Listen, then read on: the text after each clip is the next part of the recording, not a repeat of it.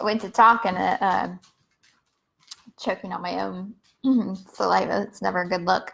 Excuse me. Let's try this again. Hey guys, Sunny Brigham here. For those of you joining me for the first time, I am look at my doggy. So we're going this way right here.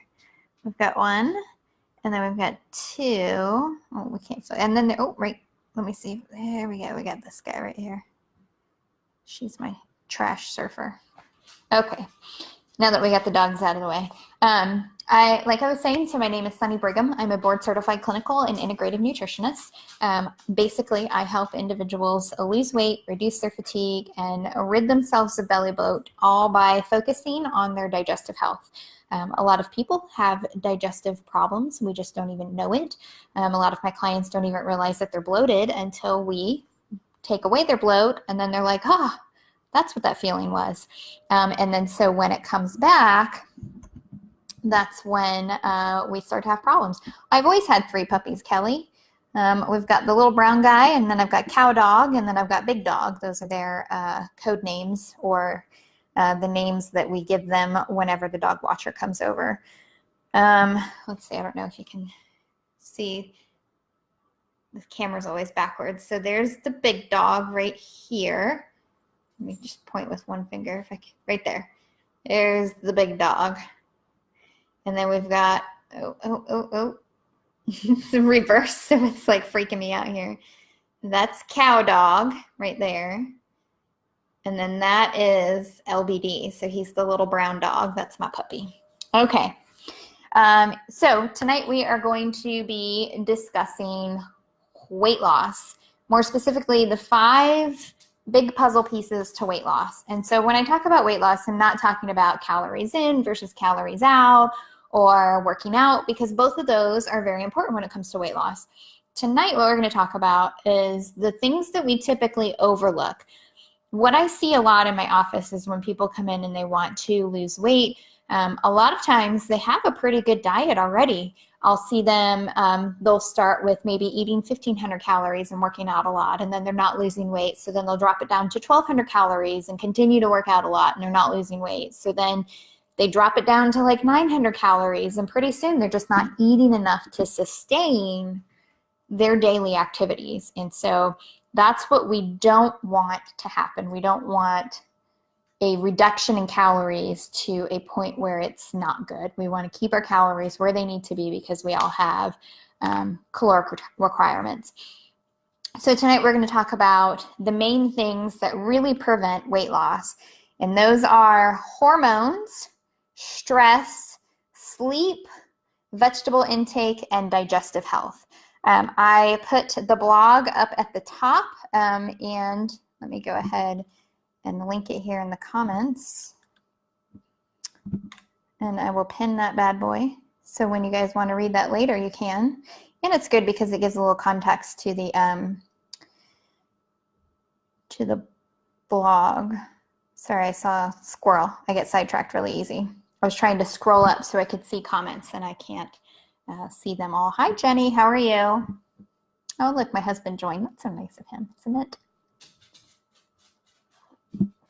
Oh, we're getting some free advertising there. So tonight, my tea for this evening is chamomile with lavender. So chamomile is a good calming. Calms the nerves. This makes me nervous. Facebook Lives do. I know you guys can't see it, but I'm like sweating buckets over here. It's always why I'm like in a tank or a sleeveless shirt or something dark colored. I'm really kind of toeing the line by wearing a light colored shirt today. Usually I was going to say a very bad word. Usually I'm sweating a lot. Let's just leave it at that. Okay, so tonight, like I said, we're going to talk about the 5 crucial parts of weight loss.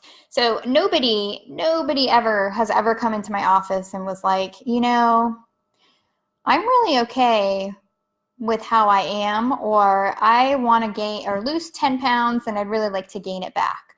I don't think I've ever heard anybody say that, but quite commonly that's what I see is we're doing the things that we need to do to lose weight, but we're not sustaining those changes. And so when we're not sustaining those changes, we're not keeping the weight loss, we're not keeping our body in a healthy state. And it's usually because what will happen is, an individual will have sparked weight loss, but they're not really sure what they did to get that weight loss going. Maybe it was changing their diet or reducing calories or exercising more. Because sometimes when people want to lose weight, they just throw everything in the kitchen sink at themselves trying to lose weight, but they really don't know what was that one thing that really sparked the weight loss for me. So aside from calories in versus calories out and being more mobile, meaning working out, getting your heart rate up, burning some calories, building some muscle, because muscle is super important to weight loss. A lot of people kind of skip that and they think, I am just going to do cardio. Muscle building is super important to weight loss.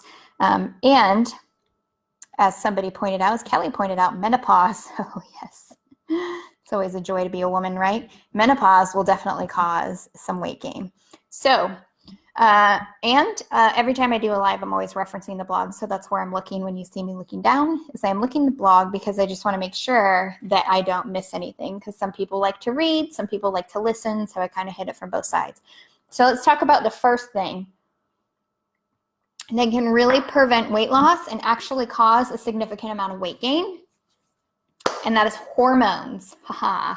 It's always so fun, right?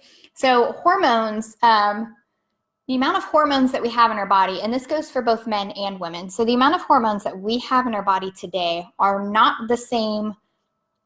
Let me back up. The amount of hormones that we have in our body as we age, i.e. when we're, late 30s, 40s, 45, pushing 50, we don't have the same levels of hormones as we did when we were, 15 or 18 or 25. As you age, your hormones kind of peak just after puberty, and then they start to decline slightly. Again, this goes for both men and women. So for men, you'll see a dip in testosterone and a rise in estrogen. For women, you'll see a dip in estrogen, progesterone. And usually testosterone will sometimes stay about the same. Sometimes it rises a little bit as we near menopause. And so hormones, having them out of balance can absolutely stall any type of weight loss effort that you have. I mean, you could be eating an absolutely amazing diet, perfect number of vegetables, you're sleeping amazing, you're reducing your stress, but if your hormones are not in balance, you're probably not going to lose much weight. And it can be super, super frustrating. I've been there, believe me, I know. And so what happens is, for women, we'll get a reduction in estrogen, or we can have excess estrogen. And so when we have too much estrogen in our body, we're nearing things like polycystic ovarian syndrome, endometriosis. We can even get estrogen dominant breast cancer. And so we can develop a condition called estrogen dominance. Sometimes this condition is masked by a progesterone deficiency. So you don't actually have too much estrogen for your body, you just don't have enough progesterone to balance it out. Regardless, a lot of the symptoms of having too much estrogen or not enough progesterone, or basically just imbalanced hormones in general, is PMS. So if you're nearing your menstrual cycle, if you're getting there, and I'm sure that we've all, most people have had this friend where it's smooth sailing through their menstrual cycle. Maybe they get a little headache, maybe a little bloat, but for the most part, they don't have leg pain, they're not cramping, they don't have back pain, they don't have massive diarrhea around the period, those sorts of things. So when we have PMS, those are all symptoms of PMS, which coincidentally are also signs of estrogen dominance. Weight gain is another sign of estrogen dominance. Obviously, that's what we're talking about tonight. An increase in anxiety and insomnia. And so most women will see that as they near menopause, and that's because we have a severe imbalance of our hormones in the body. As you'll see an uptick in estrogen, an uptick in the inability to get to sleep or to stay asleep during the night. Water retention. A lot of times bloat can just be from excess water, or you feel like you've put on, 3 to 5 pounds in the last day, which is absolutely impossible to put on that much fat. So if you're putting on 3 to 5 pounds over a period of a day or two, that's water retention. Mood swings, depression, heavy bleeding, and foggy thinking. So there's a ton more symptoms of estrogen dominance or imbalance of hormones, but those are the primary ones that most people see most often. And so like I said, it can be too much estrogen in the body, or it can just be not enough progesterone. Coincidentally, we do see some of those same symptoms with a drop in estrogen. Not so much the PMS, but we will see the weight gain, the anxiety, the insomnia, the depression, the foggy thinking, and the mood swings. So that kind of comes with an imbalance of hormones as well. And then for progesterone deficiency, so the key way to tell the difference between all of these is to have your hormones tested. That's like the number one tried and true way to see if your hormones are imbalanced or not, or imbalanced or out of balance. But the kind of big thing that'll say, okay, is it progesterone deficiency or is it estrogen dominance, is how your headaches are. If you're having cyclical headaches, so headaches around your menstrual cycle, those sorts of things, that's a good indication that maybe you don't have enough progesterone to help balance out the estrogen in the body. And so there's a lot of food things that we can do specifically supporting the liver. All of our hormones have to be processed through the liver.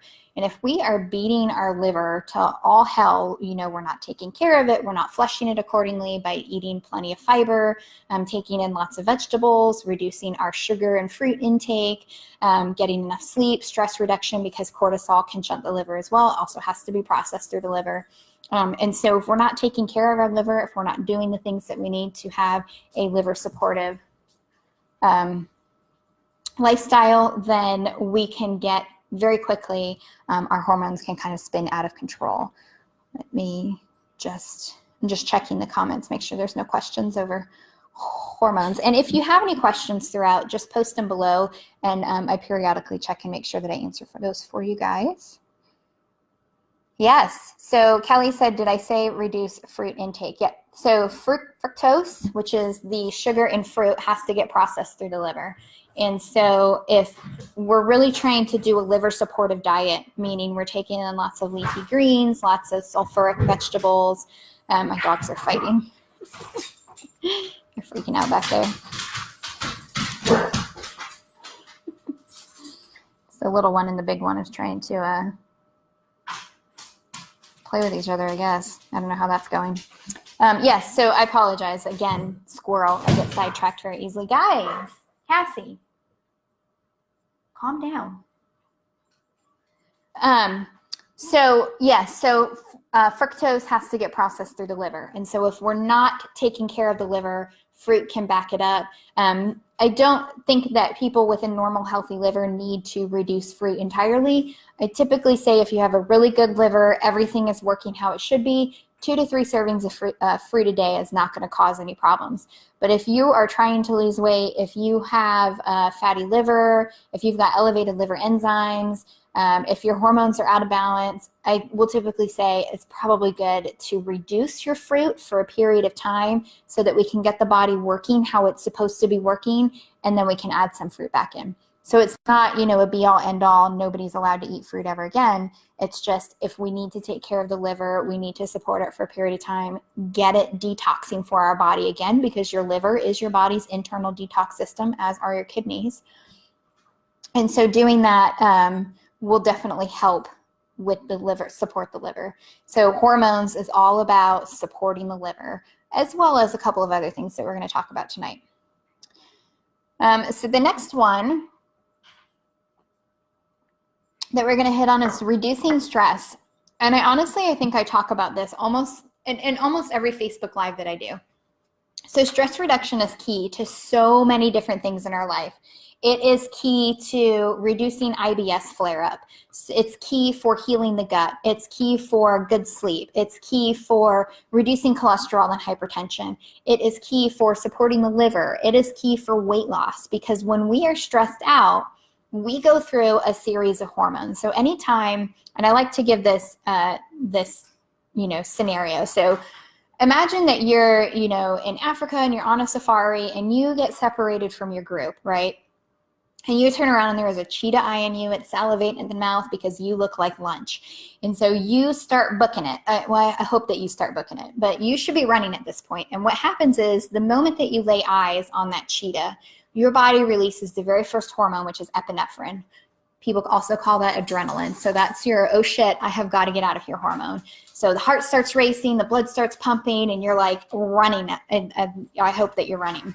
The next hormone that gets released is norepinephrine. So norepinephrine is kind of our focus hormone. So it's the one that allows us to see the twigs or the holes or, the caves that we can go and hide in, or, the terrain that we have to navigate. It gives us the laser focus to do what we need to do and not get sidetracked by squirrels or dogs or whatever else is laying around here. And then the last one that gets released is cortisol. So cortisol can be the most damaging stress hormone because it's the one that tells the body, hey, we're out running this cheetah here. Go ahead and release all of the stored glucose that we have in the muscles and the liver and everywhere else in the body, and let's start generating some energy. It's because you're going to need that energy to outrun that cheetah, or hope to outrun that cheetah. And so that same process happens when we got an email from our boss that ticked us off, when we got a new bill in the mail. So the exact same 3 hormones are released in the body every time that we are stressed. The problem lies with, we're not always running from something. We're not utilizing that massive influx of energy and that glucose that our body just released so that we can get away from that cheetah. If none of that's happening, your body's not creating any new energy. So it's like, okay, well, we converted it and reconverted it. Now we got to put it somewhere. So it stores it as fat, typically around the midsection. And so that's how stress can cause weight gain. The cortisol, the hormone, it's released during exercise. So not all stress is bad. So it's released during exercise to give us the energy to get through the exercise that we're doing. If we have a lack of sleep, which we'll talk about next, cortisol is also released. It's higher. Because we have depleted all of our glucose stores in our body, we need to fill those back up because we restored them as fat. So now they're empty. You trigger cravings, you want food, you want high sugar food so that you can quickly fill back up those stores in case you have to outrun the cheetah again. So our body doesn't know that we're living in modern day, 21st century, I think we're in, whatever. I always get confused. The 20th century was, the 21st century. I'm not good at dates and times, and sometimes I'm okay with math, so don't make fun of me, but I'm really good at nutrition. So cortisol, not so good. And it also, we have to process cortisol through the liver as we do all of our other hormones. So if you're not taking care of the liver, we're not producing the cortisol through it. It's just kind of running rampant. It's creating more inflammation in the body. So it's an important thing that we need it, but most of the time it's a pretty nasty thing. And so, oh, hi, Kim. So reducing your stress is going to have a huge impact on losing weight. So how do we do that? We can't quit our jobs, right? Hopefully nobody in here is out running a cheetah. I haven't seen one in my neighborhood lately. But what you can do is you can't always remove the stressor, i.e. the job, maybe the kids that are getting on your nerves that day, or the traffic that's around you if you're coming home in bumper-to-bumper traffic in the afternoon. You can't always remove those items, but what you can do is to help the body process it a little bit better. So taking care of the liver is the big thing. Meditating. A lot of people, I think, are fearful of meditating. Maybe they're not sure what it involves. But most people have meditated at some point in their life. If you've ever gone for a walk outside when you're just really ticked off because you need to get some fresh air, and you're outside and you're just taking in, the sun and the trees, and maybe there's birds out, and you're just really focusing on that and trying to not think of the thing that really just made you mad. That's a form of meditation. I usually tell people, take a walk, and if you can't not think about the thing that ticked you off, count your steps. If you're out there, count your steps. Count until you lose track. So if you found that your mind wandered and you don't remember where you were, start back over at 1. If you get to 100, great, but I don't think anybody has ever gotten that high. Most people get into like the teens or the low 20s, and then they find that their mind is wandering, or we have refocused on that thing that's really made us angry, and so now we just need to refocus and start back over at 1. So that's a form of meditation. If you've ever been at your desk and you're just like, somebody just really made you angry, so you shut your eyes and you take a deep breath in and let it go because you're trying to to be the bigger person and move past it, that is also a form of meditation. So people meditate more often than they really think they do. There are guided meditations out there. There's apps, so you can get Headspace is a popular app, and they have some free meditations on there. The shortest one is 5 minutes. I usually recommend starting with 5 minutes. First thing in the morning, when you come home from work, or right before you go to bed. You don't have to do all three, but pick one time of day and stay consistent with it to really get into the process of meditating, and then you can increase it from there. YouTube is another one that will have a bunch of free meditation type videos. If you are like me, where you can't always get the hamster off the wheel, and so sitting in a quiet room alone, trying not to focus on your thoughts is a very difficult thing to do, I highly recommend guided meditation. Guided meditation is usually an individual talking through the meditation, and your sole purpose is to focus on what that person is telling you to do. So the whole point of meditation is to not think about the things that are stressing you out and to really just get lost in something else. And so a guided meditation really helps with that.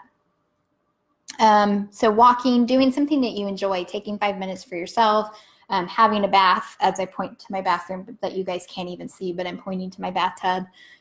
So having a bath will help. If hanging out with your dogs does it, then do that, as long as you're not focusing on the thing that caused the stress. So that's the whole point of meditation, is no longer focusing on the thing that caused you stress. Once we reduce stress, we're reducing our cortisol output, which means we're no longer holding on to the excess belly weight around the stomach because we're no longer adding to it. And cortisol, again, has to be processed through the liver. So reducing stress really helps reduce inflammation by way of taking care of the liver. And so if you're looking to lose a little weight and you can't figure out why you're not losing any weight and you've already changed your diet and you're exercising, we talked about balancing our hormones and we talked about reducing stress. So now let's talk about sleep. So sleep is the other thing that's really important for stress reduction. Weight loss. It's also good for stress reduction, but for weight loss. I cannot stress the importance of sleep enough. We do not get enough sleep.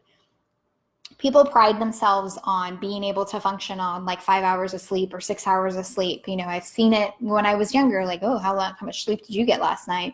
And it's like, you're a rock star if you can get through the day on 5 or 6 hours of sleep.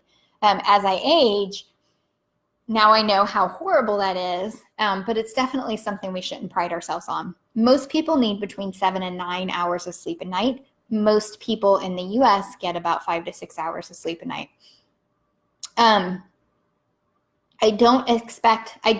With all of my clients, I talk about stress reduction. I also talk about sleep. I never expect anybody that's sleeping 6 hours a night to immediately go to sleeping 8 to 9 hours a night.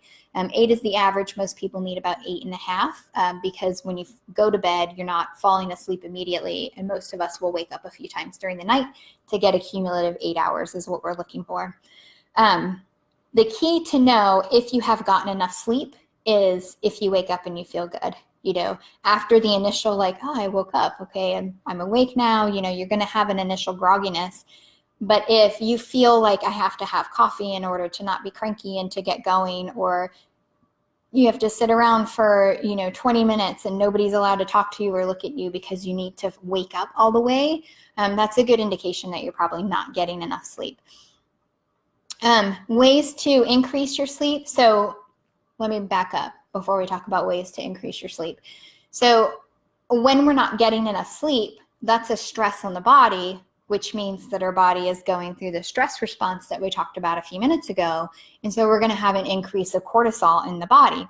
Lack of sleep. If you ever notice that you've been maybe on a bender where you've had to work excessive hours, or like for me, I've been in a deployed environment where I've been awake for almost 36 hours, you just cannot get enough snacks. And it's because you've expended your energy stores to keep the body going through the periods when you knew that you were supposed to be asleep.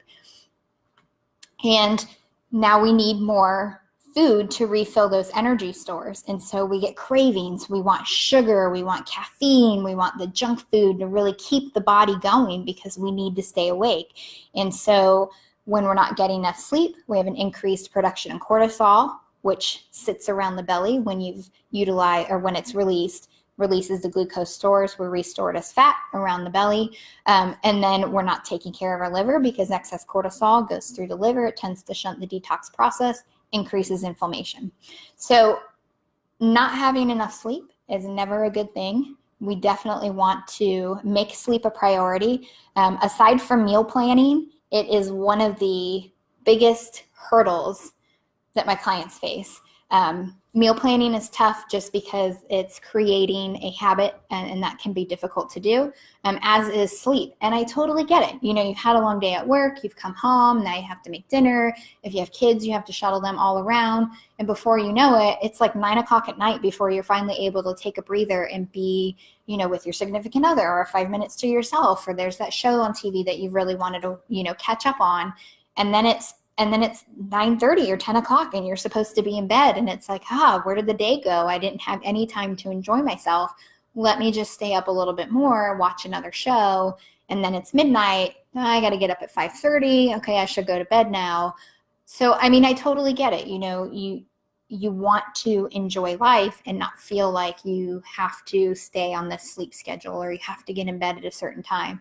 But I promise you, once you get to the point where you are getting enough sleep, you are never going to want to go back to the feeling that you had when you didn't have enough sleep. So once we feel that feeling, that great feeling where we get through the day, where we don't have that afternoon sleepy around between 1 and 3 p.m., or we don't feel like we need the caffeine to give us that pick-me-up in the morning, or we don't get the, you know, I'm getting tired at 8, but then I get my second wind at 9, so now I'm up at 11. So when you get through the day where all of your hormones are balanced and it's amazing, and you get up at the same time and you go to bed at the same time, your body starts to function a bit better, you start to lose weight, and you really start to feel good overall. So I usually recommend that people start slow. So, and I've talked about this in other videos about, you know, reverse engineering. Hold on. Sorry, my child is attempting to call me. So let me just text the spouse and have him call the child. Make sure that he's okay.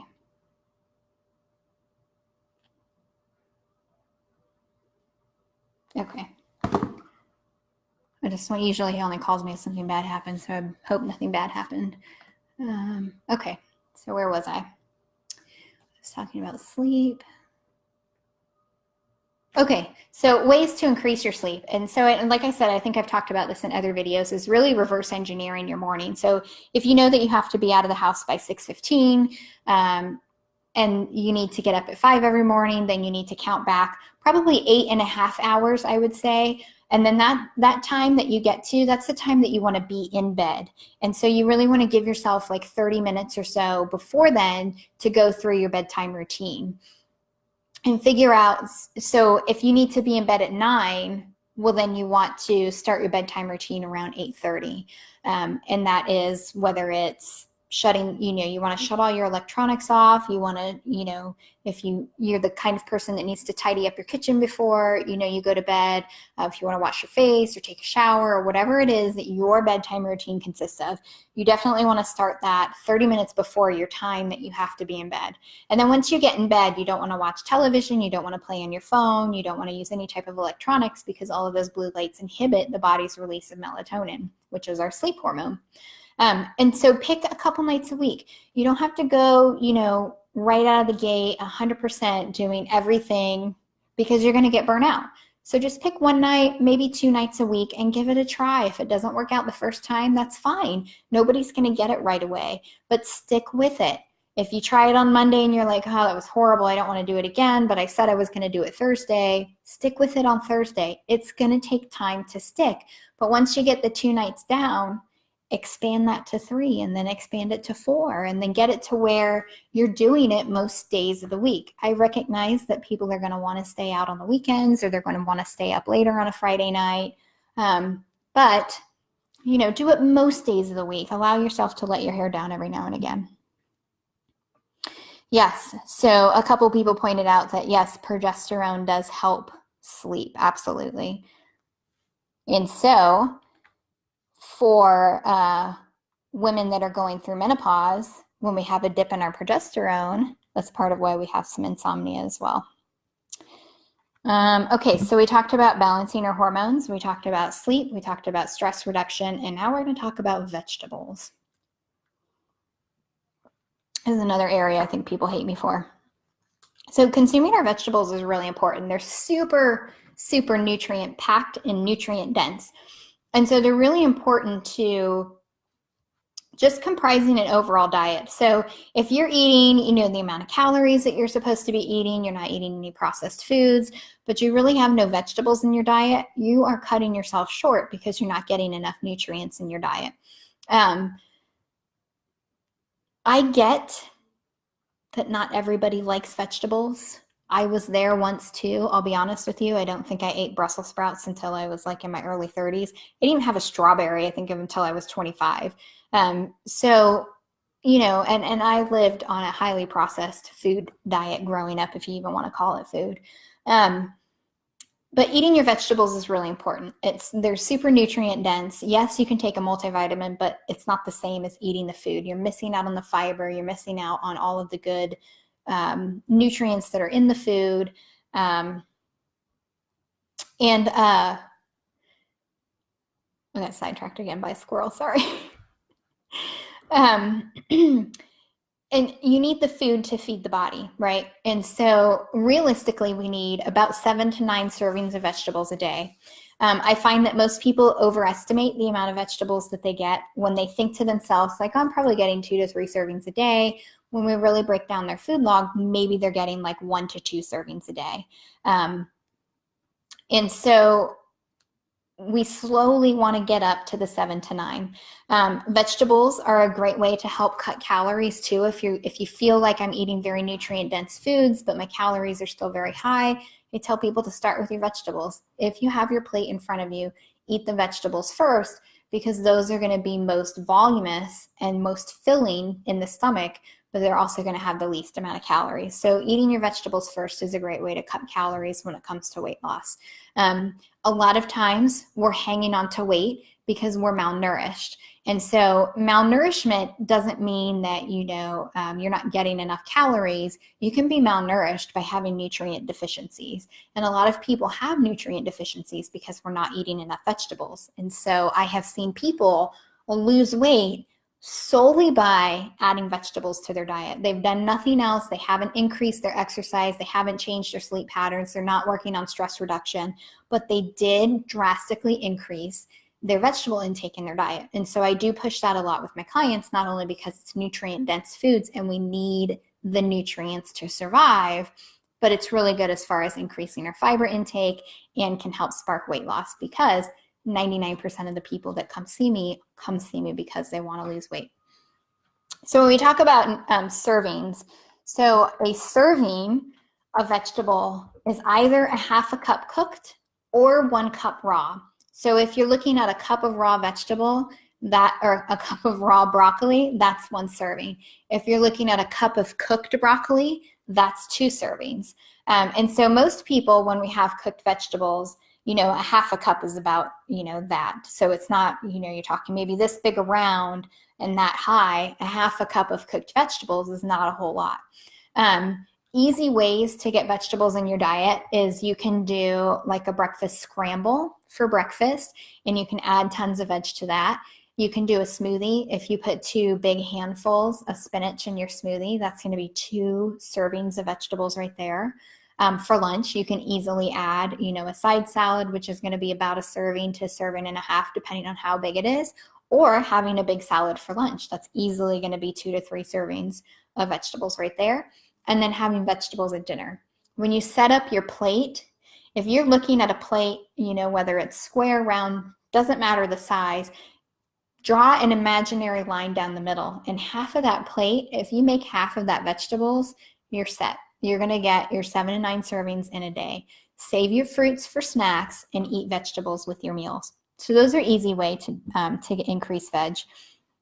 I hear a lot that people don't like vegetables, and that I get that one. There are still a few vegetables today that I'm not a big fan of. But over, I want to say the last 7 or 8 years, I've really changed the way that I eat. I've changed my palate. I don't eat a whole lot of processed foods anymore, which means that I can appreciate a lot of the natural flavors that are out there. So sometimes changing your diet overall will help you appreciate some of the other flavors, and you might like some other vegetables. Oh, Regar. No, sir. Sometimes it's as simple as cooking them yourself. So I always say that Brussels sprouts is my absolute favorite vegetable. But I'll be honest with you, and trying to see if my husband's watching this live. He might be. If he cooks Brussels sprouts, I don't really like them. I think that they're pretty gross. But if I cook them myself, I love them. I absolutely love them. And so a lot of times it's just who prepared them or how they were prepared. So he cooks them obviously different than I do. If they are cooked to where they're really soft, I feel like I'm eating like disgusting cabbage. But if they're cooked to where they're a specific firmness and they have some garlic and salt and pepper and some olive oil on them and some other seasonings, and they have just enough crunch, I feel like they are such a really good vegetable. So a lot of times it's just the preparation and maybe preparing it yourself, getting used to cooking different things different ways. For adults, you really need to try a vegetable probably 4 to 5 times cooked in a variety of ways before you can adequately say, I really don't like it. For kids, it's a lot more. It's upwards of 19 to 20 times they need to try it before a kid can say, I don't like a vegetable. And it's just different palates. So if you've tried, I don't know, tomatoes once and you said, I really don't like tomatoes, you need to try it several more times, even though technically I know tomato isn't a vegetable, but we classify it as a vegetable. So try them more than you have. Try cooking them in different ways. Adding vegetables to smoothies is a great way to increase your vegetable intake, but definitely starting every meal with your vegetables is always a great way to eat. Oh, Brussels sprouts are my fave too. Jackie's laughing at my husband. Sorry, babe. I love everything else you make. Maybe there's some other things. Oh, yep. And like Kelly said, that yes, when I want to drop a couple of pounds, I increase my veggies dramatically by for a week or two. And I do the same thing. Like if I feel like I'm getting, maybe I'm retaining more water than I should be, or maybe I feel like, I went out of town and I probably ate worse there than I did when I was out of town. If I really want to drop some weight when I get back, I always focus on getting my vegetables, like making them a priority, getting more than I normally do. And that always does the trick for me. Okay, so we talked about balancing the hormones. We talked about stress, which is a combination of sleep and stress. We talked about sleep. We talked about stress. We talked about eating your vegetables. So now let's talk about healing your gut. So in the blog that I have linked a whole bunch of other blogs and videos and resources for you guys on these 5 topics. So if you haven't read the blog yet, I highly recommend that you go out there and check out the blog, because I didn't go too in depth on the Heal Your Gut section of the blog, because I have talked about your gut tremendously in various lives. So just a quick rundown of the gut. The lining of your small intestine is made of epithelial cells, which is the same thing that our skin is made of. 80% of our immune system lies inside the small intestine, and the small intestine is where the magic happens when it comes to nutrient digestion and absorption. So if your small intestine is out of balance, it's disordered, you don't have a good amount of gut flora in there, good gut flora, it's not processing how it should, maybe you've got IBS, you've got Crohn's, you've got ulcerative colitis, you've got constipation, diarrhea, it doesn't matter, maybe you've got belly bloat, maybe you have allergies, seasonal allergies, those sorts of things. All of that can impact the activity in your small intestine, meaning how many nutrients you're absorbing or not absorbing. And again, you can have an absolutely amazing diet, but if your gut is out of balance, you're not digesting and absorbing any of those wonderful nutrients that you're taking in. If you picture on the surface of the skin, you get a cut. What happens the next day is around it, it's red, it's flamed, it's swollen, and it's hurting. Imagine that same thing happens in the small intestine. And so if you eat a food, the body doesn't particularly agree with, or if an easy one is if you know that you're lactose intolerant and you have milk or cheese or something like that. The immune system says, well, whoa, we've got this food in here we don't like. It creates an immune response because most of the immune system lies in the small intestine, which then sparks off the inflammatory response in the body. And so the same thing that's happening on the skin with the swollen, the red, the painful, that same thing is happening in the small intestine. And so if you're doing that repeatedly with foods that your body doesn't necessarily agree with, sugar, processed foods, meats do it to some people. Dairy is a big one. Gluten can do it to some people. Some people, it's just grains in general. So everybody is a little bit different on the foods that set off the inflammatory response in the small intestine. So healing the gut is huge when it comes to weight loss. It typically is the first thing that I try with clients when they come in, if I see a lot of signs and symptoms that they have a disordered gut. So not everybody that I see do we need to do gut balancing, because a lot of people, their gut seems to be okay. But if I immediately see signs and symptoms that you have an imbalanced gut, that's the first place that we're going to start, because if you reduce the stress, if you are sleeping more, if you're exercising, your calories are great, you're getting plenty of fruits and vegetables, but your gut's out of whack, all of it's going to be for naught, because it's not going to be beneficial to the body if the gut is inflamed and it's not processing the nutrients like it should.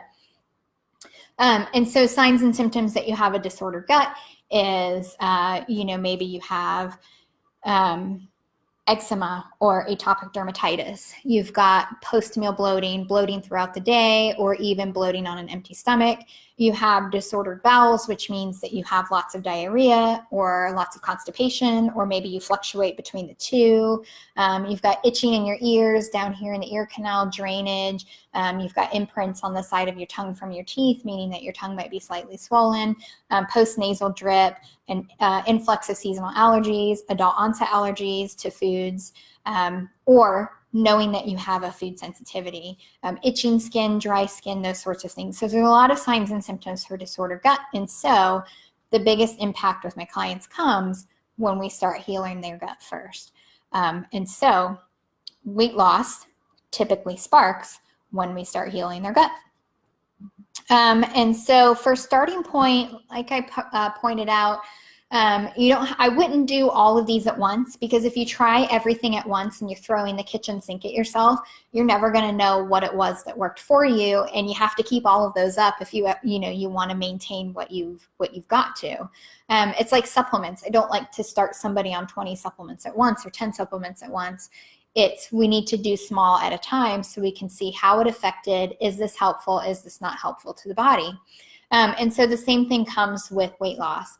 If you know that your calories are where they should be, and you know that you're working out, and your diet, the content of those calories is good, right? So if we eat 1,500 calories, and you've got Bob over here that's eating cheeseburgers and French fries, and you've got Sally over here that's eating, salads and fruit and rice and beans and all these wonderful things, she's going to have a better and easier time losing weight than Bob would.